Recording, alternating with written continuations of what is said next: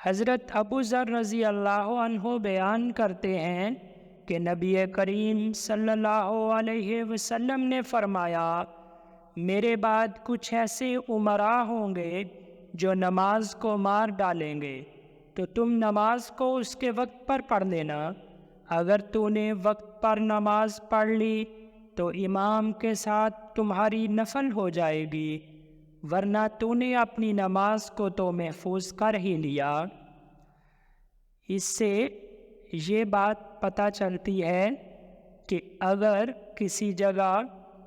امام باجماعت نماز پڑھانے میں تاخیر کر رہا ہو تو انسان جب نماز کا وقت ہو جائے اسی وقت اول وقت میں اپنی نماز ادا کر لے اور پھر بعد میں باجماعت نماز بھی ادا کر لے۔ باجماعت نماز اس کی نفل نماز شمار کی جائے گی، اور اس میں جو احتمال ہو سکتا تھا کہ شاید اس کی نماز رہ جائے، اس کی نماز رہے گی نہیں، نماز محفوظ ہو جائے گی۔